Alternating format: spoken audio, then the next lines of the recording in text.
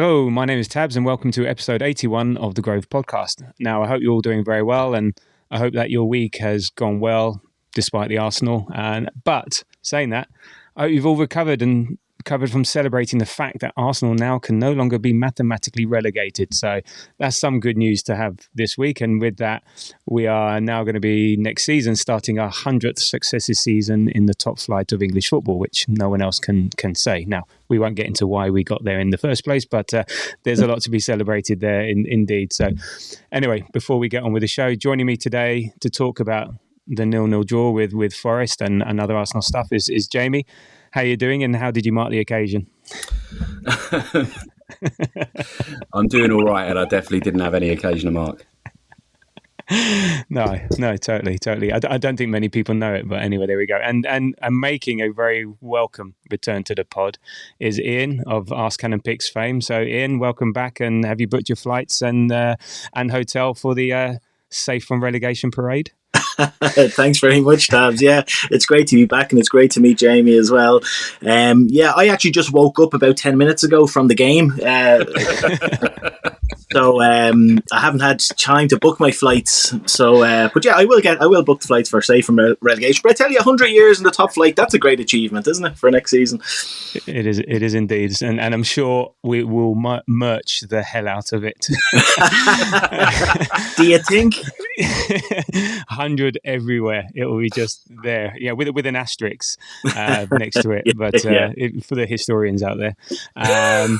Talking of merch, have you seen the latest My Old China range on Arsenal with a vase retailing at around £600 and only one per customer? But there you go. You can get a nice mug for 40 quid instead. There we go. Right. Exactly. Well, we're not going to fund the signing of anyone without it. So get your hands in your pocket because the Cronkies ain't, and let's fund. Zubimendi's right leg. Okay. Anyway, look, we'll get onto that a bit later. So in today's show, we will do a bit of a review of the Forest game. Hopefully, Ian will talk more about his dreams than the actual game, but and then. Then we'll chat a bit about the bigger picture, about how we've got here, what it means, and what for the rest of the season, and then we'll finish with a preview of the Champions League round of 16 game against PSV next Tuesday. And talking of flights, I fortunately managed to get myself a ticket for the match today. So nice. the Grove on tour in Eindhoven. So myself and Alan and I think Matt Stacey, should be representing. So looking forward to that. And I'll say something ironic about that when we get to it. Right. Anyway, so as we always do around the games, any highlights and lowlights from the game? Ian, as a returning guest, I'll start with you. Thanks very much. The highlights, let me think. There's only one really, isn't there? And we're all going to pick it. It has to be, Calafiori almost scoring. It's such a shame that the ball. You think of what happened against Newcastle away in the second leg of the Carabao Cup. Isaac hits the post and it just falls straight to the Newcastle player.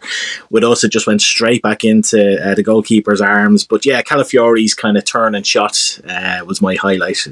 There aren't many others. Low lights. Do you know what?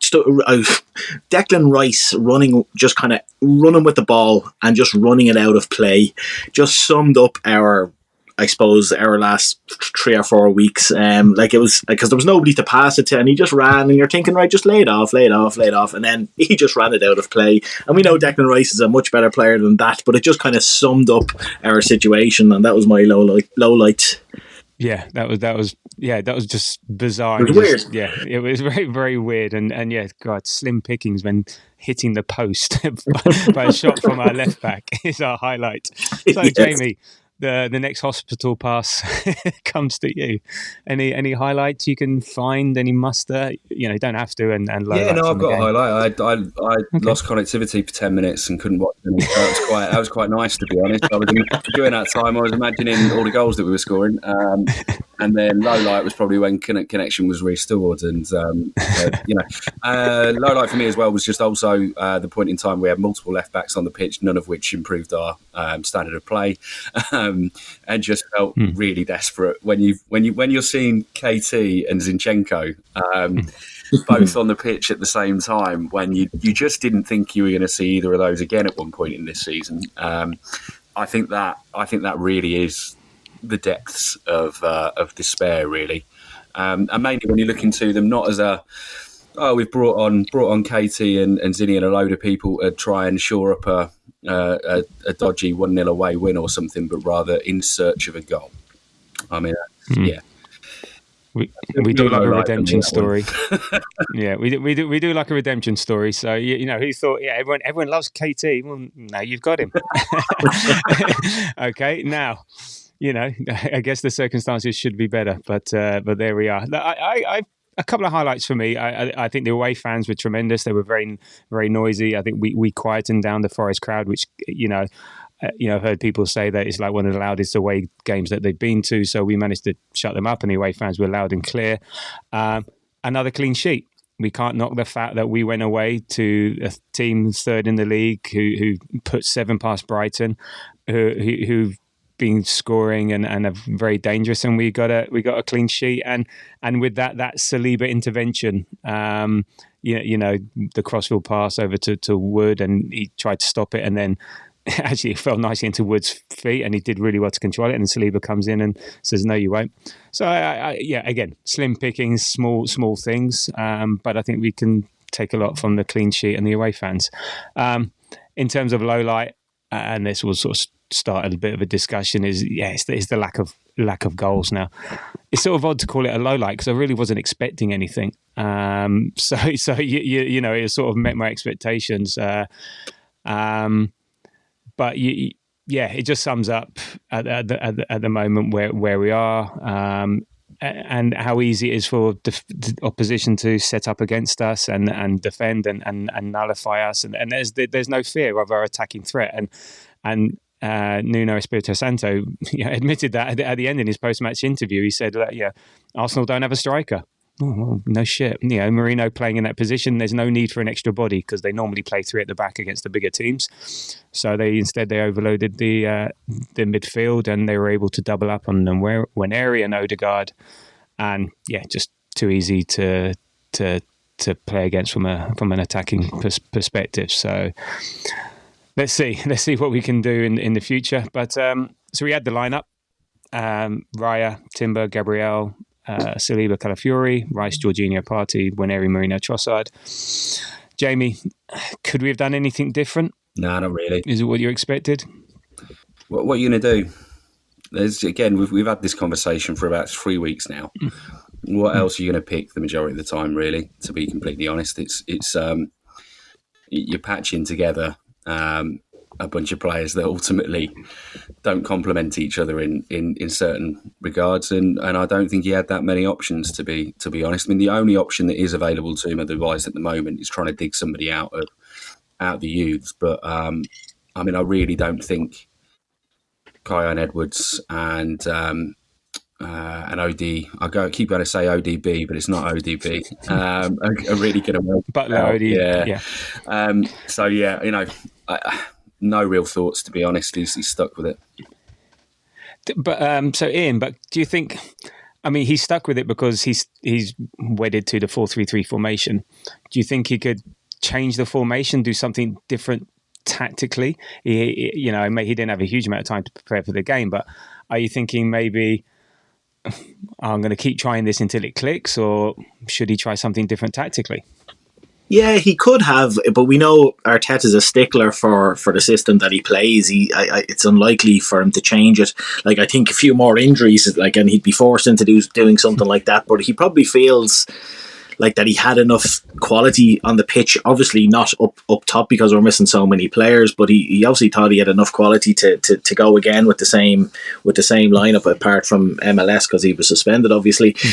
I'd probably be in the minority saying this, but I think against West Ham and against Forest, and it feels weird even saying this, but I think he should have started Sterling in both of those games, and kind of use Marino as a kind of a last ditch weapon. I know maybe there's recency bias because that worked against Leicester, but sometimes, like, if and Nuno hit the nail on the head. Sometimes if you know that there's kind of going to be nothing happening up top, it's easy to defend against that. And as bad as Sterling has been, there's a little bit of a kind of a, not an unknown, but there's a little bit of chaos theory with him, you just one time or a couple of times in a game, which is all we need because we're not conceding many. We just need one or two little moments that he might get past. He might try 10 times, Sterling, to get past somebody, and he'll fail 8 times. But those one of the two, he might, just dink a ball in. And when he came on, he did a little bit of that. And then you go to plan B in terms of bringing Marino on or somebody like that. But we're kind of really, scraping the bottom of the barrel here. Yeah, I was thinking about it though. But if you think about their starting 11, and okay, you say Trossard, he's been in and out of the season, so we're only actually 2 players short of a starting 11. Yeah. So Havertz and Saka, because between Martinelli and Trossard, 50-50, and it has been 50-50 all season. So I can understand we're struggling, and I get it, because it's hard to change anything, hard to rotate anything. But should it really be this bad when we're missing, in essence, only 2 players, at least from the start of the game? Okay, fair enough, you get to 60, 70 minutes and you can't change it. That's something else. But really, should it really be? Is it the fact that the central striker and Saka are so important? This is why, I don't know, Jamie. I mean, I was just thinking about it because, again, we're calling it all out, and I understand it, but there is an argument to say, well, it's only 2 players. I think it's the specific roles, though, isn't it? So, Martinelli, as much as I still think he flatters to deceive far too often, is, you can see the lack of penetration, the lack of. You don't need to give Trossard anywhere near as much respect in terms of pushing up, in terms of being able to kind of. I think missing Martinelli's a big part. You miss that pace, that power. Similarly, Saka and Wanyeri. Wanyeri is fantastic, absolutely fantastic. But he doesn't do the things that Saka does. He doesn't have that ability. And actually, Saka, Havertz and Martinelli are probably our 3 best hold-up players in a weird way. Saka is a fantastic retainer of the ball and allows people to get into supporting positions, right? Wanyeri's probably as good a crosser of the ball, to be honest, already, as Saka is, but he can't do those things. He can be bullied a little bit more, and he's completely reliant on that technique and being able to manufacture space, whereas Saka can play in such a small amount of space. Similarly, Havertz is the only one with Nous in that number 9 role, right? And it's those specific, it's the very specific roles that we're missing. So it's not so much about there could be 3 players or there could be 6 players out. And it's specifically because we're just lacking balance, I think. So you look at that front 3, and there's talent from, certainly from both Trossard and Wanyeri, is enough talent for them to be starting games for us at certain times and be first choice at certain times. But as a front 3, it's not coherent, right? Yeah, and it's not together. They don't function well as a front 3, and that's the issue for me, is that they're not complementary, and we're lacking those specific qualities. Yeah, I think there's that, and it's the relationships as well that have formed. I think we're realizing, some of this season, how big a miss Ben White has been. To stuff, that relationship between him, Odegaard, and Saka is huge last year, and huge. Yeah, it's been huge, and so I think, touching on your point, expanding upon it, I think it's also the relationships out there, the optimisms, and so on around that. So even if it is 1 or 2 players, and then this comes down to, then we have single points of failure that we need to then address, because I think there's certain things that we can mitigate against and certain things we can't. And maybe this is one of these ones where we need to be able to say, hey, if Saka's out or if Odegaard's as he is at the moment, we should be able to drop someone in and be able to continue as a result. So I think this sort of highlights yeah, just a bit of or maybe we need to find a different way of playing when certain things happen. So I think it's sort of part of the growth and part of the development, how we reached a certain plateau with certain things and we know what to do and we know how we can be at our best, but we've also got to be able to manage when we're not. Yeah. So go on. Sorry, Tabs, just to say as well very quickly, like and you're both 1,000,000% right. The frustration is that the patterns of the games that we've been playing in the last few weeks have been the same. Like, yes, we have the only two players missing, but they're the two most important people pretty much on the pitch. They're the guys who put the ball in the back of the net and create chances and so on. And you can see the pattern of these games are exactly the same. We're still dominating the games, but it's just missing that spark, and it's just really frustrating. It's only two players missing, but you couldn't have picked two worse players nearly to be missing. You know? Yeah, no, true, and the pace as well makes a difference. Without pace, we've seen it in the games. You just can low block. There's no fear there, or you can push up because you know you're not going to get taken behind that often. So it's easy to play against. So Ian, what were your overall thoughts actually about the game? You know, what did you make of the performance? You know, in comparison to Leicester, in comparison to West Ham, and you know, did you see improvement? Okay, low bar, but what was it better?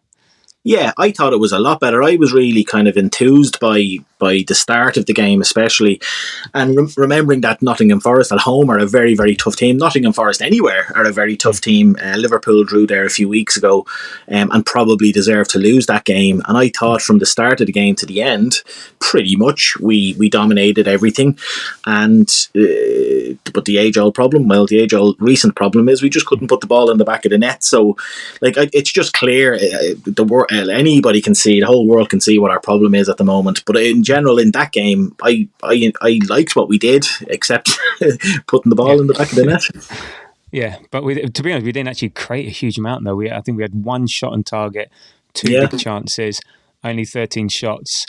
You know, again, it's yes, we don't have any forwards, but also part of the issue is that we're also not able to create much. Now, this is also again because we're no threat in one place, then opposition can focus elsewhere. Like, you know, they and Nwaneri's now no longer a surprise, so they double up on him, and he hasn't developed into a player that can take that on, or he's sort of, him and Odegaard are taking each other's spaces and things like that. So actually, in terms of, it's not just the forward line, it's just the knock-on effect of what that has and how teams can play against us, and we're out of form. Players are out of form.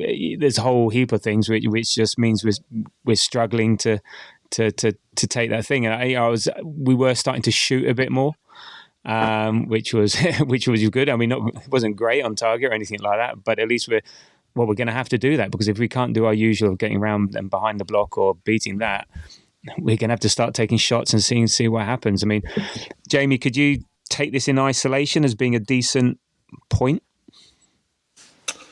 I sort of thought about it at the time, actually, and in a weird way, if we'd have turned up not with everything behind it, you wouldn't mind if you go there missing a load of key players and you get a 0-0 and you look like the better team, right?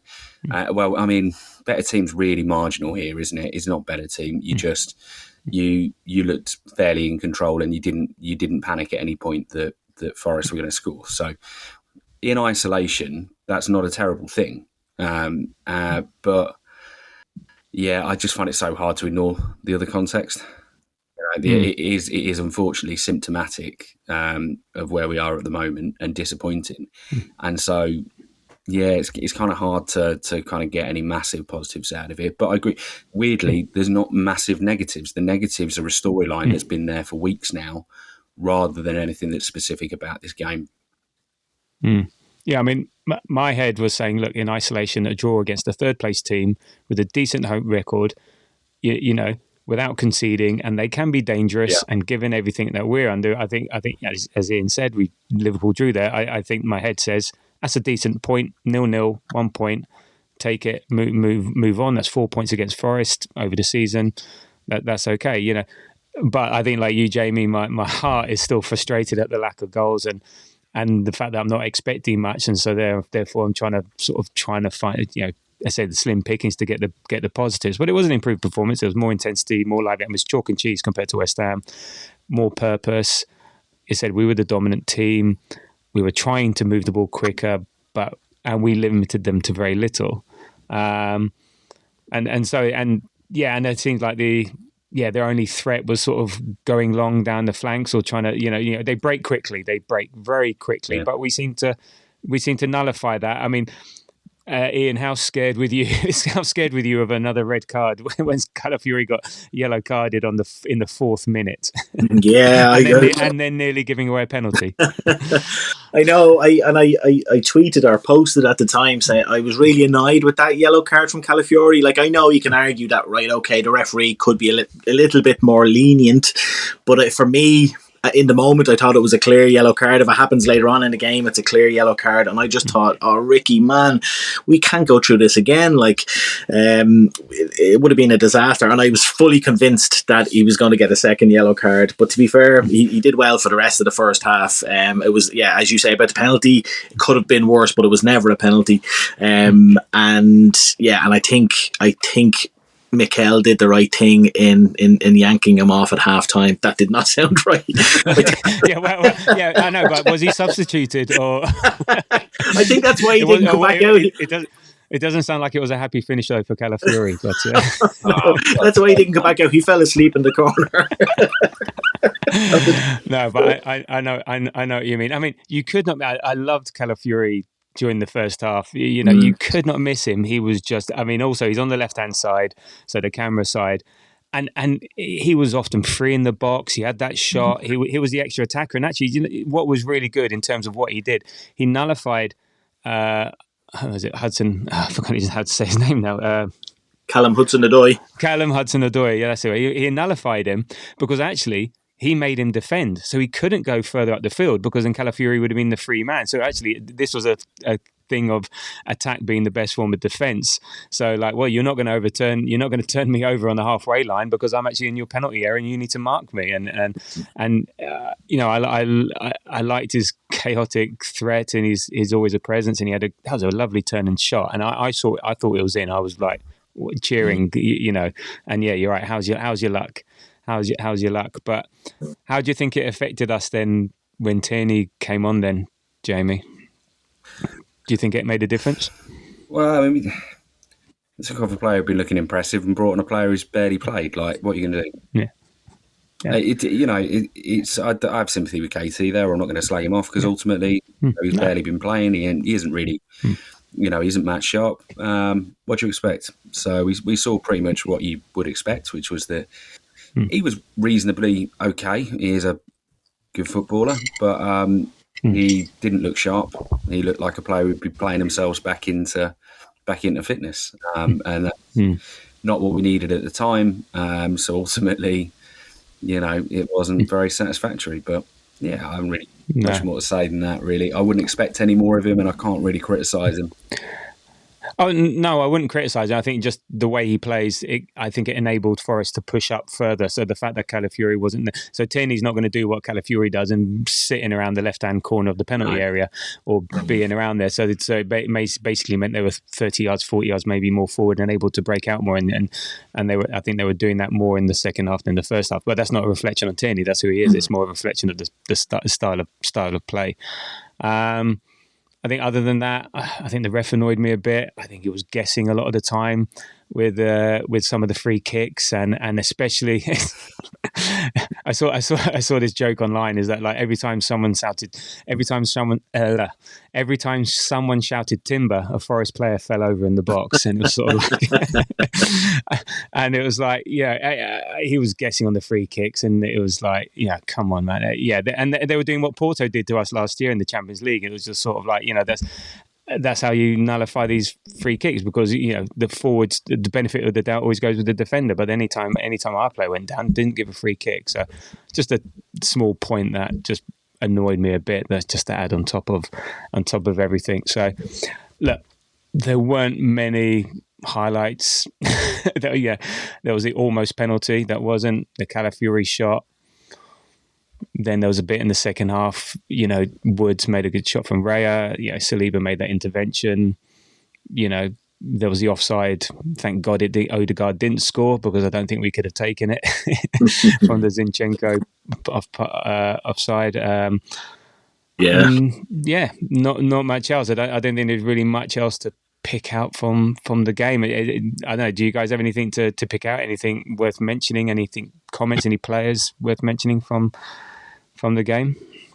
For me, not much more. I just have one thing to throw out at you guys to see if you agree or if you think I'm mad. And I was talking to a friend of the show, a guy called Mitch, or Andrew. He's a guy from that I've met online, but he actually sits nearby me, and he said it to me, and I agreed with him that, like, Marino up top, would you prefer to see? I think Calafiori, you could put him in that position quicker than Marino. Am I crazy? Just because of the threat that he could it be any worse? It's crazy that we're having this conversation. Let's face it, it's all shite. I mean, it's not honestly like there's no. I get you. But to be honest, I mean, I thought Marino's movement and striking has looked quite decent at times for us. Just not against someone a little bit more competent, and we haven't got a great deal else going on. But I don't think you're mad, mate. I mean, I think you could stick almost anywhere there at this point. Anybody up there? What's the point? And as for me, Tabs, fuck no, have I got anything else to say? Or to quote my favourite American football podcast, I ain't got no need for this game no more. It's done.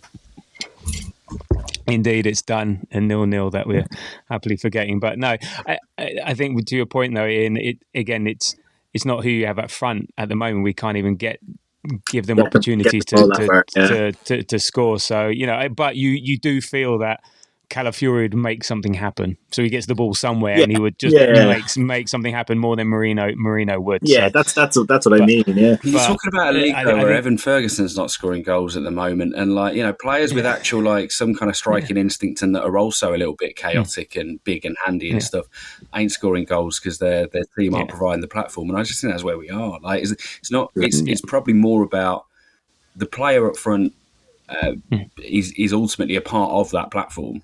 And we're not getting through the mixture of the three players that are in that position. We're not getting the best out of the players behind them even, and everything just isn't quite flowing in the right way up front. It's a weird combination where, again, when you've got that quality of talent that some of these individuals are, we might go out in the next game and score 3. Honestly, it could quite easily happen. It's just, unfortunately, we're kind of leaving it up to the gods a little bit, because it's just if everybody has a little bit of an individual night and things go our way, we're gonna have those games. But if it doesn't click, it doesn't click, right? Yeah. No, I agree. Okay, let's put that one to bed. We can move on. So I just wanted to sort of talk about a bit more holistically or bigger picture and types of things. And so just looking at the season, okay, look, it's not the season that we wanted. No one wanted this. No one expected this. We all had high hopes at the beginning of the season.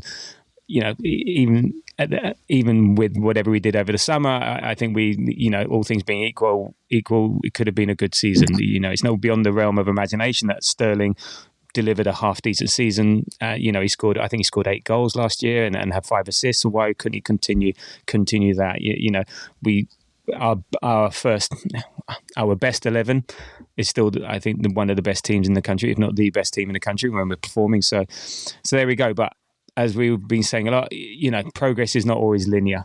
So the question I have is that, can you accept that progress is not linear, and this is just one of those seasons that just hasn't gone our way, and we just need to learn from it and be better next season, or do you think there is some blame to be had of, the blame that's been targeted at Arteta or the execs?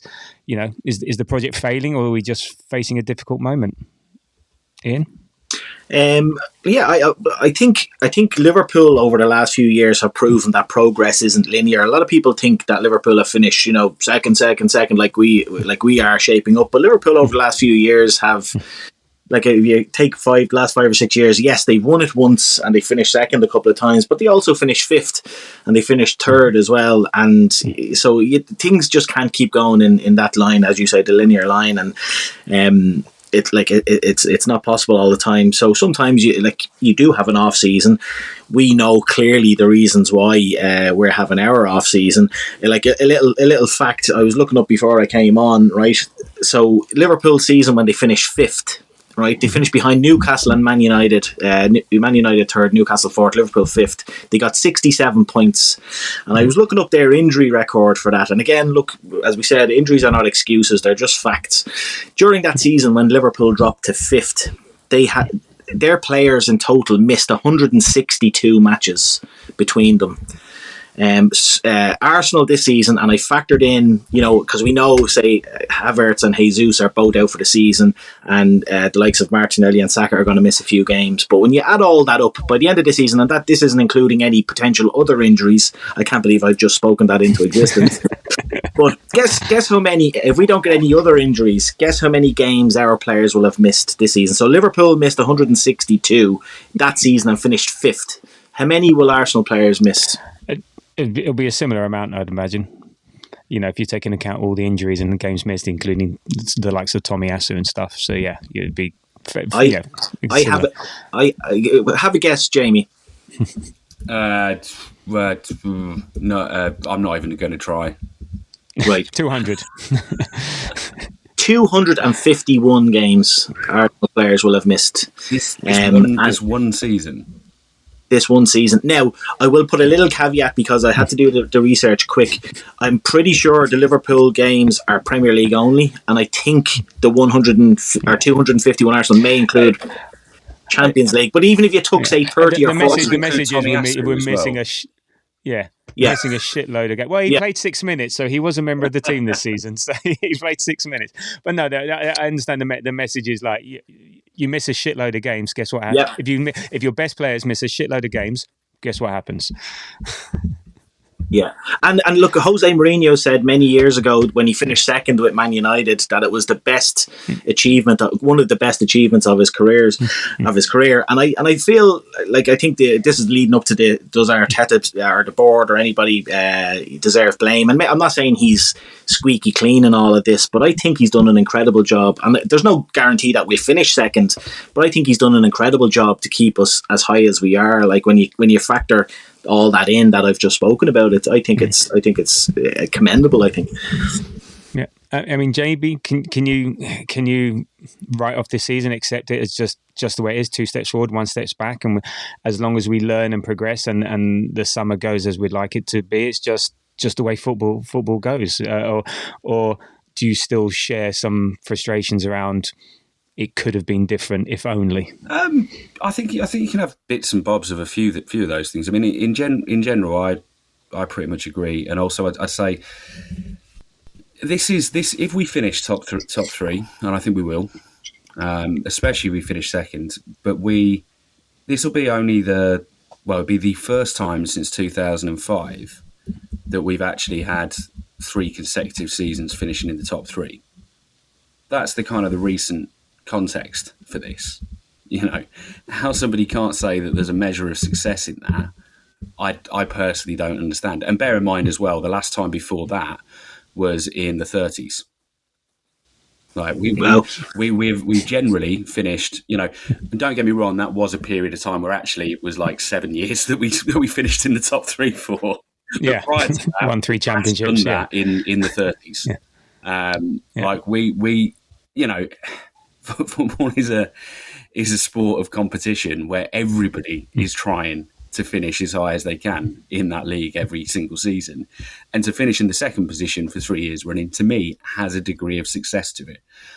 It's just ultimately there is I accept that is not the prevalent kind of feeling amongst a lot of the fan base these days, and that is what it is. But for me, on a personal level, if you're going to ask me how I feel about this season, then yeah, we finish second. That is another decent season. It's another pretty great season, really, in full historical context.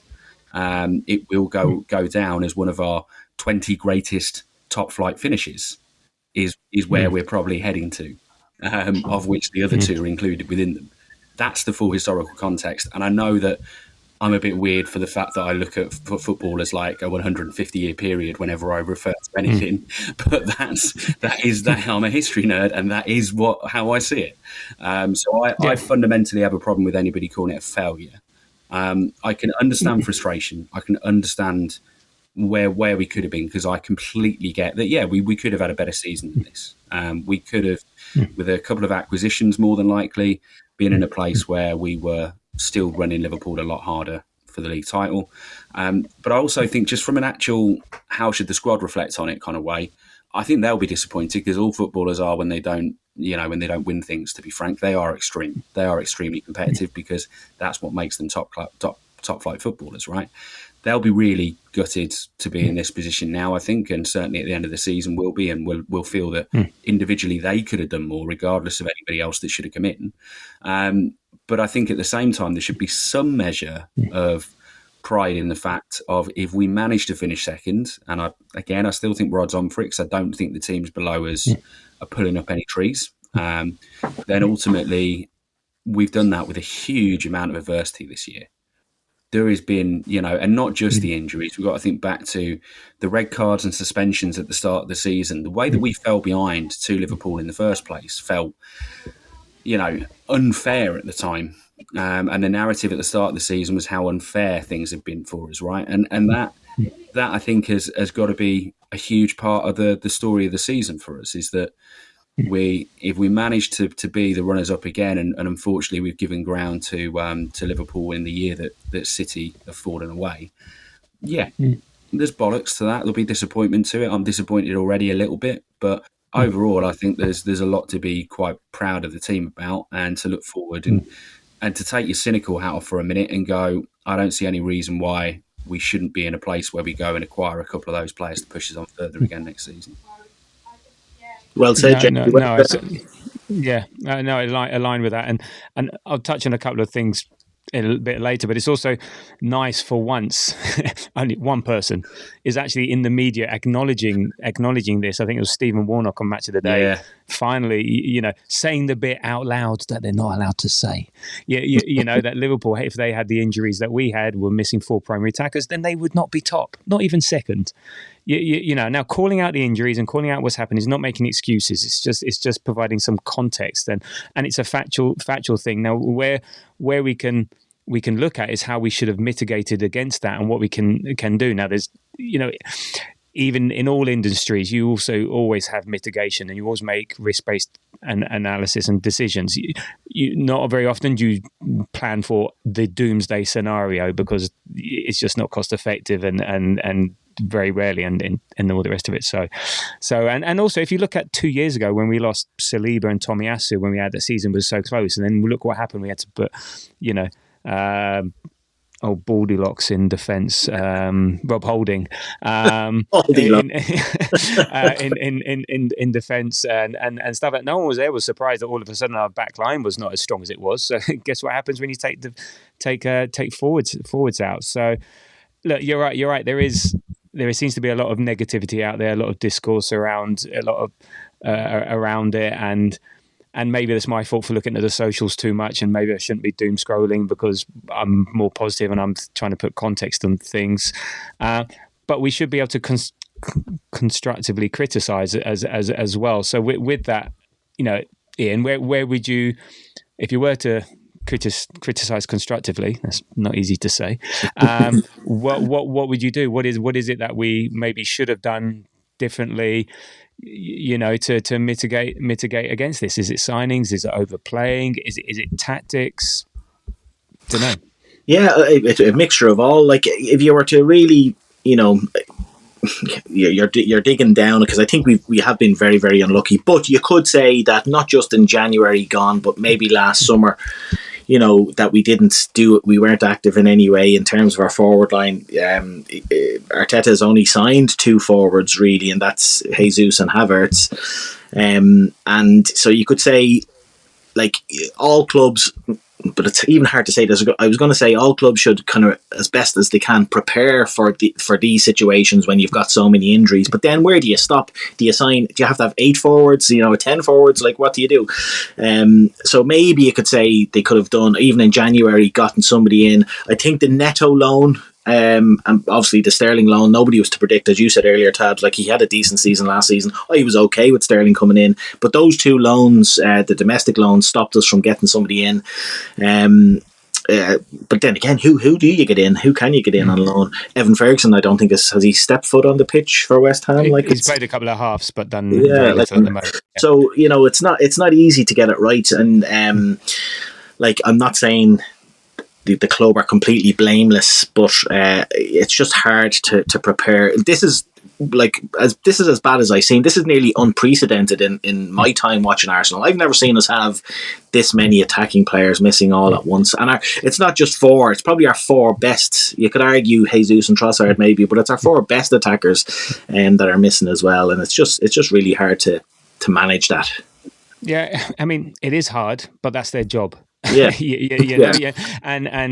and signing forwards, and I think it comes down to a bit risk averse. We're a bit conservative. We're a bit looking for unicorns, but also then we're also thinking, okay, we're prepared to put this season at risk to not jeopardize the summer. And remember, these are business, these are business people that deal in the long term planning versus fans who are short term, and those two very often, very rarely meet together. So there's always going to be a bit of a conflict there. So. So yeah, look, I think it's been said to death. We should have done something. We haven't done something. And we haven't, and as a result, I still don't think, even if we did sign someone, I don't think it would maybe made a huge amount of difference, because what's the quality of what you're going to get? And look at Villa; they're all eulogising about the fact that Rashford and Asensio scored the winners against Chelsea and set them up, and then they go and get spanked 4-1 against Crystal Palace. So that even if you do get a body or someone, there's no guarantee. I'm sure it would help. I still don't think it would have made a huge amount of difference in terms of us chasing Liverpool. It was just, it's Liverpool's season when they play us without Saliba, Newcastle without Isaac, and Liverpool without Haaland. You just, it's like, what the fuck? You just know it's their season. And fair play to them.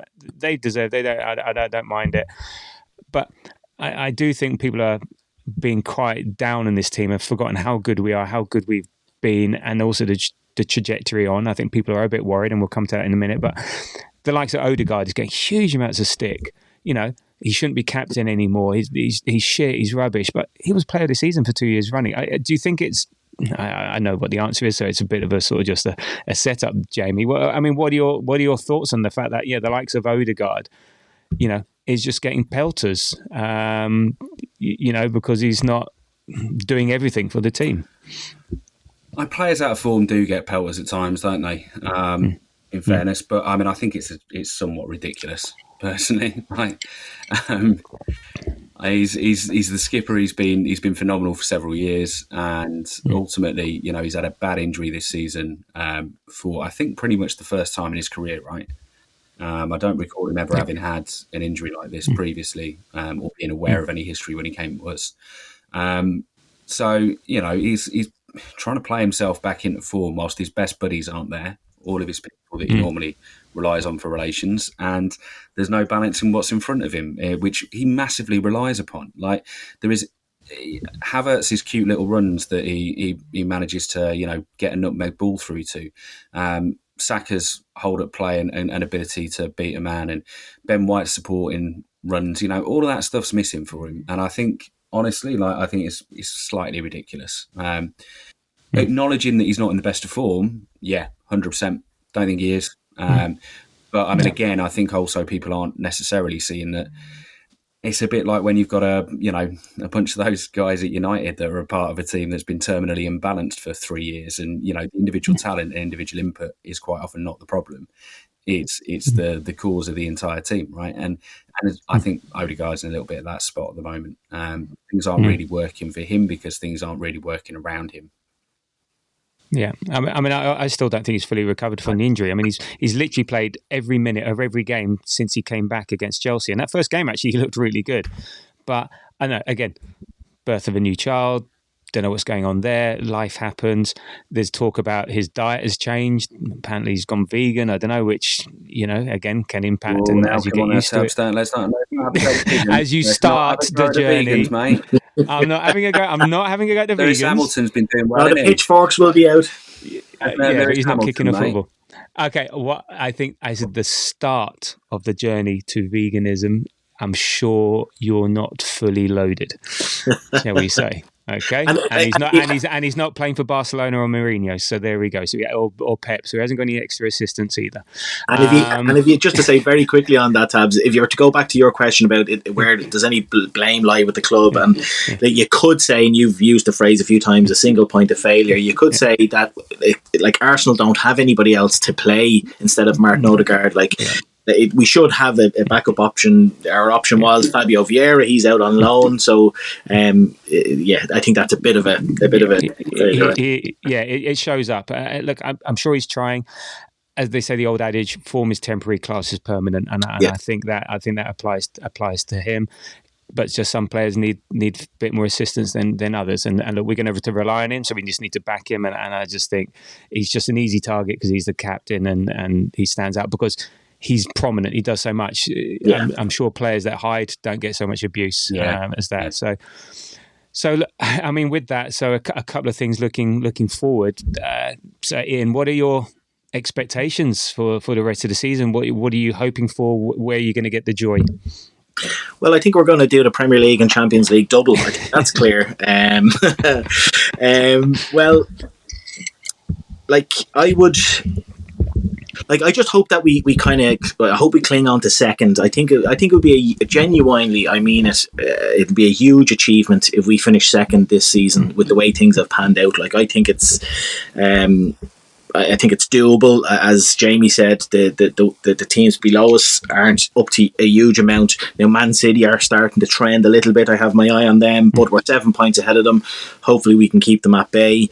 I hope we can get through PSV. We should be able to, but then again, with the way things are, if we can just somehow get through PSV and hope maybe that we get Atletico Madrid, who wouldn't be easy, of course, because I think. It galls me to say it. I think our current Arsenal side, if we came up against Real Madrid, I think we'd probably get eaten. Maybe now we might have some players back by then, but a good second or any second place finish and somehow get to the quarterfinals, maybe semi-finals of the Champions League.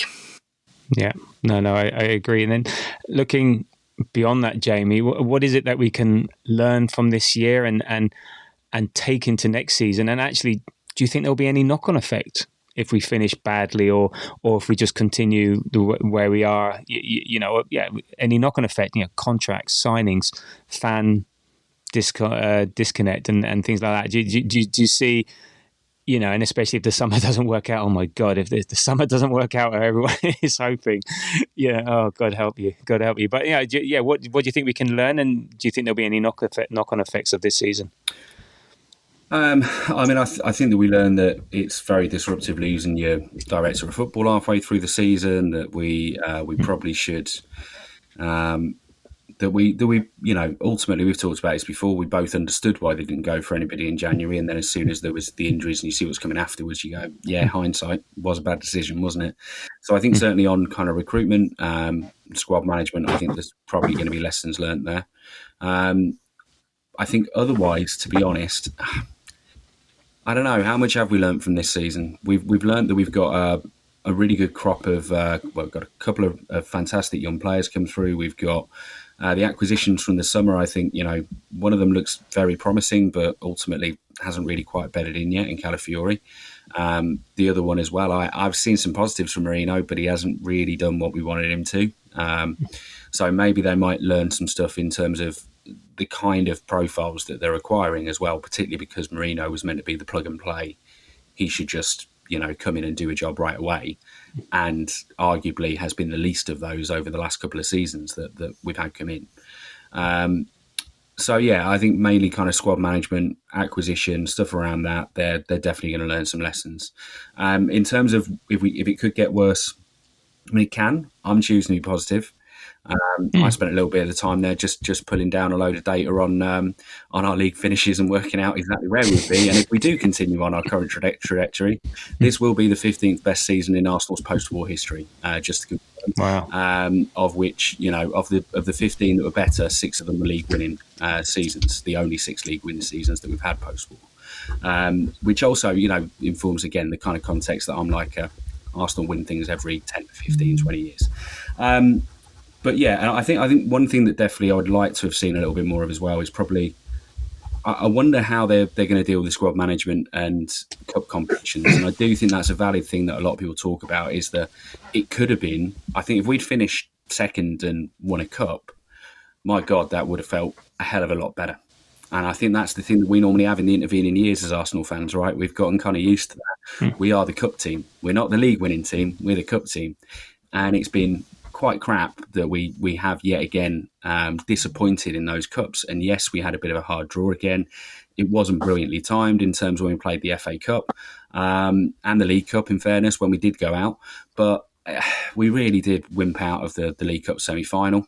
I think that was actually probably the first leg against Newcastle might be my most disappointing game of the season, of all of them, because that really felt like we just wimped out of that. And a chance to propel ourselves into what would have been, I think, without a shadow of a doubt, a successful season, even if we'd have just maintained where we are in the league, I think went missing. And that was a massive shame for me.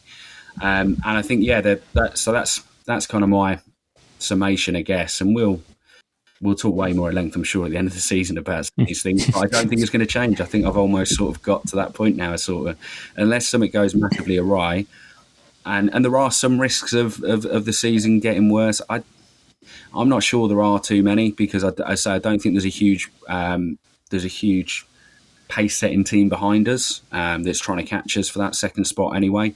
Certainly not for third spot. And I think if we finish third or second, it's almost much of a muchness to a certain extent. I'd like to see that second for the 3 consecutive second places has got something a little bit more about it. But at the same time, does it really matter that much? Will it change the attitudes of players at the club or change the attitudes of players elsewhere? I don't really think it will. I think that the players are, and I would imagine a lot of the renewals that we have are probably going to be partly based on the ambition of the club this summer. I think it is the summer to avoid your RVP scenario, where you go out and you get a couple of players ambitiously, and you turn around to Saka and you turn around to the players that need renewing, and you say, look, we've gone and done a couple more big players. These are going to be like Declan Rice again. Let's give it another go. Yeah, and money talks. How is it Man United are able to sign anyone, for crying out loud?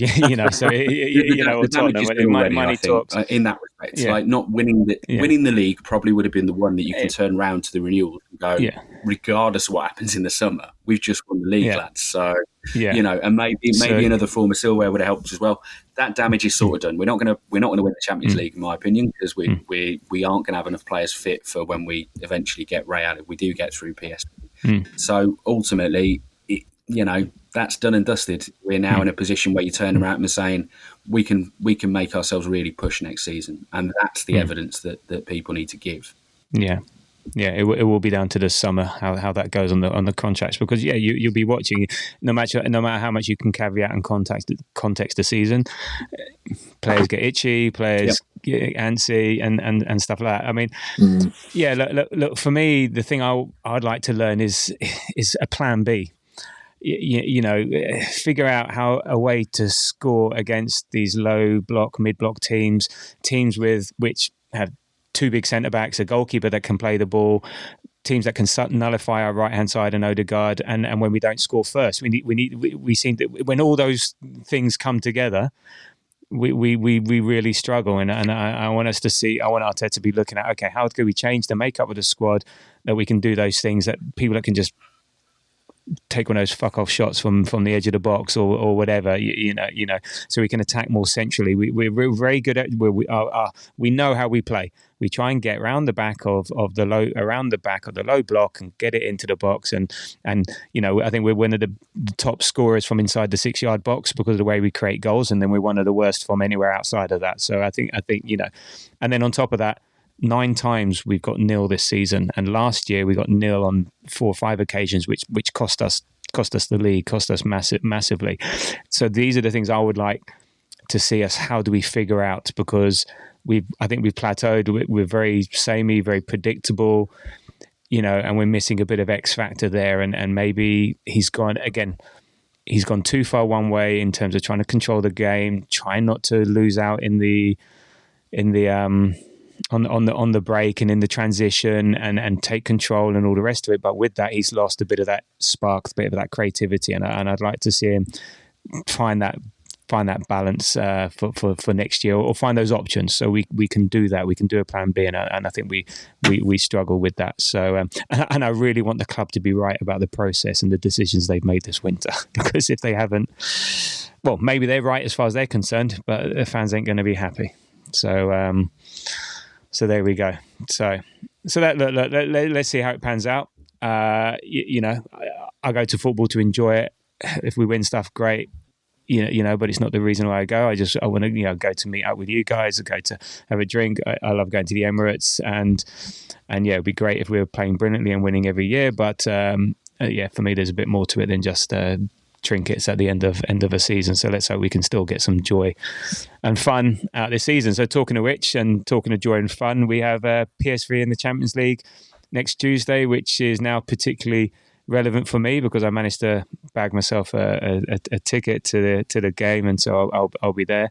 The ironic thing will be is that I've seen us away in Europe 3-4 times. I've yet to see us score a goal, so we are guaranteed to score a goal now that we have no strikers. I will see a goal, I promise you, now that we've got no fucking forwards. And I'm going to celebrate like there's no tomorrow if that happens. So that's what I'm looking forward to for the game. What I'm not looking forward to is drawing another blank and travelling abroad again and seeing a 0 in front of our name. So Jamie, what are you looking forward to? Not looking forward to the PSV game?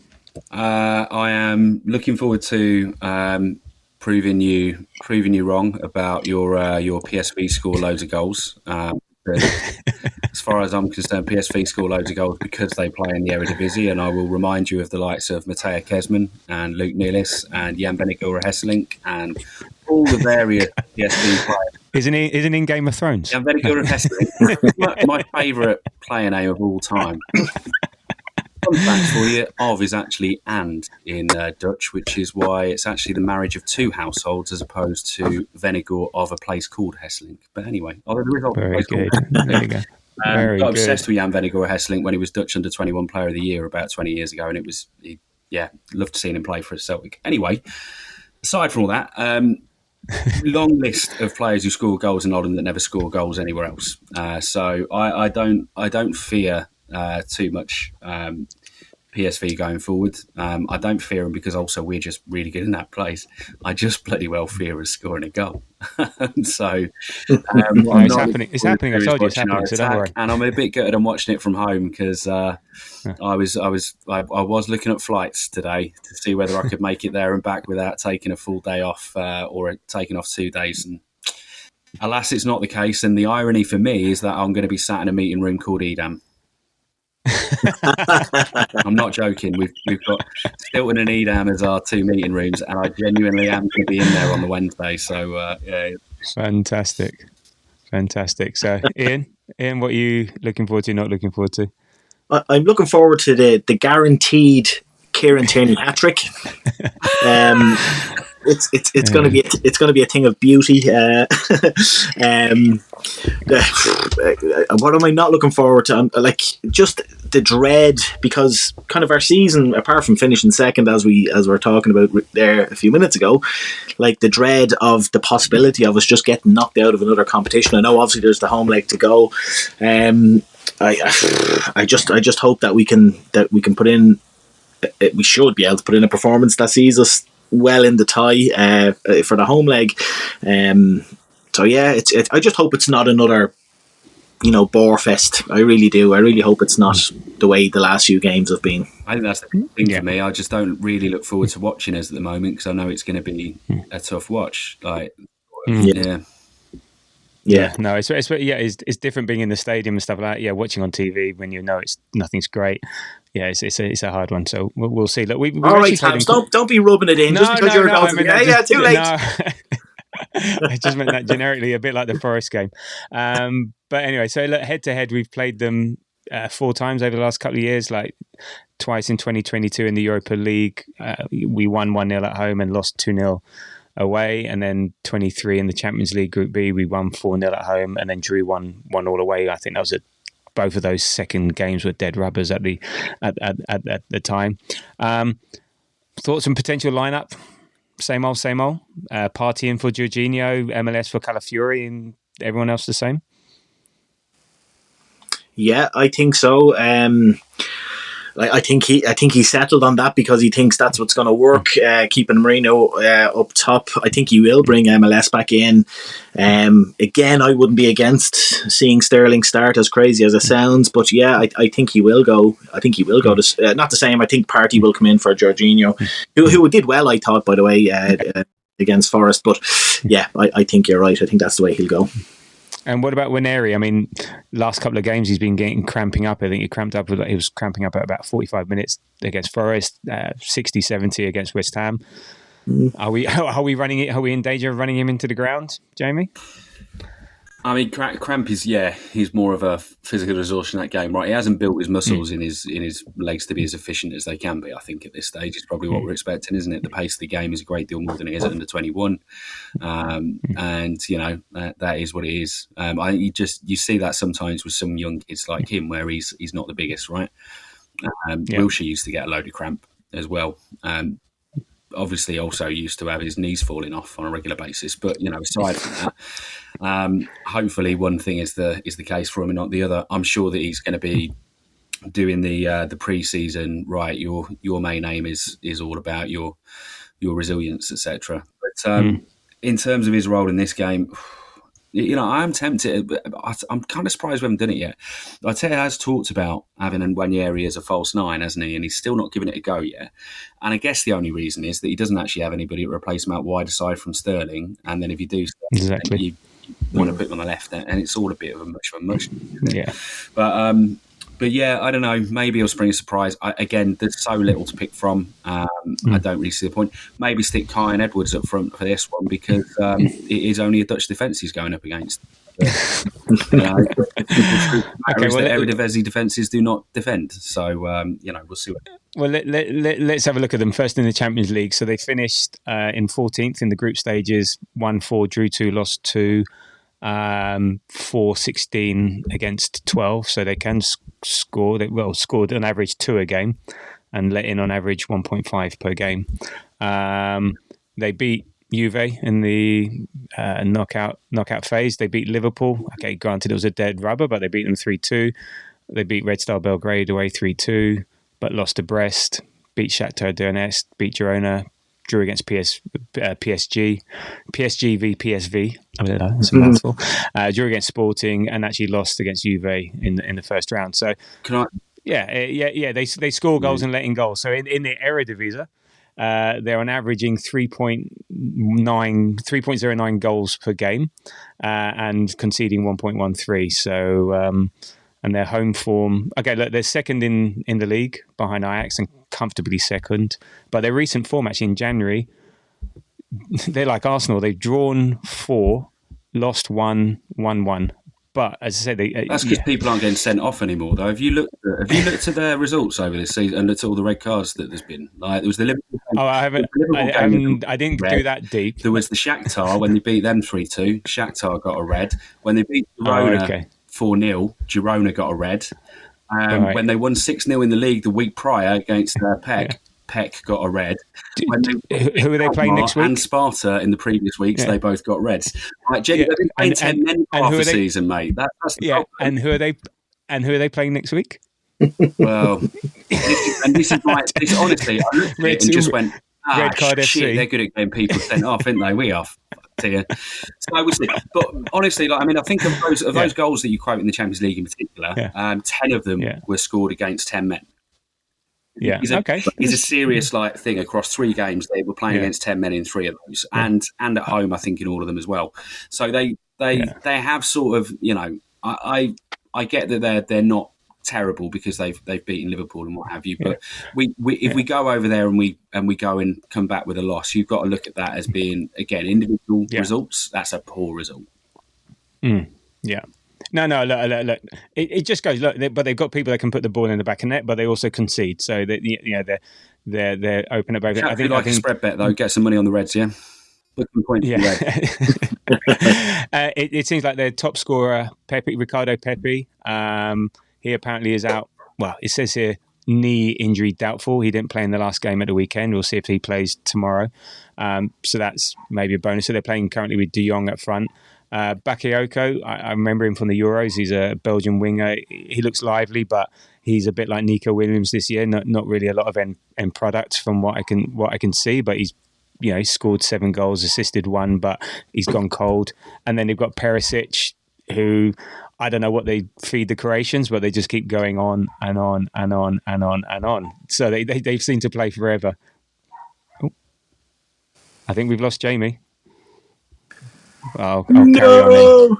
No, it's fine. I'll carry on. He doesn't have much to say anyway. So they've got... oh, he's back. There we go. Now I can see him. Oh, you can see him. Can you see me now? They've got some known players. How effective they will be. Perisic is one of his ones. He scored against Juve, against his old club. He crops up, but he's an old git and hasn't got any legs. So look, yeah, you're right, Jamie. Look, we're going away. We should get a result of sorts. A draw wouldn't be terrible, and that would be my prediction. To be honest, a 1-1 draw, I wouldn't be surprised. They're at home. They'll have the crowd behind them, lively. They said they can score, they can concede. So I'm thinking.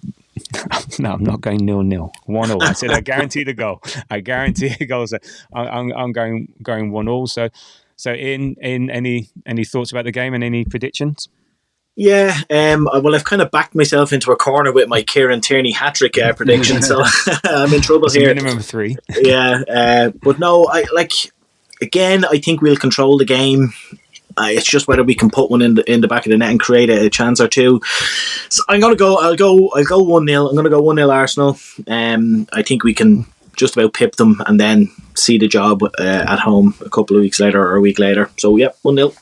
Well, I mean, if it is like that, are we going to repeat our Cup Winners' Cup triumph where where we're unfancied, like Ian Selly, is it Ian Selly and Morrow? Yeah. What was Morrow's first name? I can't remember. Brian? No, I don't know. But anyway, we had Selly and Morrow in midfield. Steve Morrow. Steve Morrow in midfield. Ian Wright out injured for the final, and we end up playing Palmer, who had Brolin and Asprilla and a load of others. So could we be repeating this season where like a bunch of piss poor performers, compared to the others, go forward and we were winning games 1-0 in Europe and the rest. So I don't know. There you go. It could happen. So Jamie, prediction. Well, we're going to beat them easily. So no, I'm not saying beat them easily. I mean, it'll be a draw for sure. I have just a feeling it's going to be a draw, to be honest. But I just think you've got, regardless of anything, you've got to look at it and just go. You cannot come back with a deficit. I don't think. I think that's that can't be the case, and it would absolutely be an abject failure if we did do so. Yeah, no, agree. It's important. I think just getting through to a quarterfinal against one of the Madrid teams will be massive. It will give us something to look forward to, I think, in April, because if we go out this tie in March, there's nothing to look forward to for the rest of the season. So it is imperative that we do something and we get something out of the tie, shall we say? So don't lose it in the first leg. Don't have to win it, but just don't lose it in the first leg. Okay, so we made it through. I think that was, despite the 0-0 Forest draw, I found that enjoyable. So thank you very much, guys, for your time. I think we had a decent chat and covered off a number of interesting topics. So thank you. So look, Ian, welcome back, and hope to have you on more soon in the future. Just let people know where they can find you. And I'm not saying give out your home address. Yeah, thanks very much for having me, Tabs. It's great to be back after I've been out for a little while. But yeah, you'll find me at Art Cannon Picks on all the socials. Send me your Cannon picks, please. There we go. Okay, and no trouser ones, right? And Jamie, thank you for joining as always. Pleasure to talk to you, and as always, and hopefully see you You'll soon. find me in the pub, mate. And find you in the pub. There you go. At the Best pub. answer ever. At thepub.com. And look, you can follow us, talk to us, subscribe, like, and all that jazz, and all the social channels at the Grove AFC. We're mainly on Threads and Blue Sky, and there we go. So look, thanks again, everyone, for your time. Thank you if you made it this far, and well, until the next time, come on, you Gunners.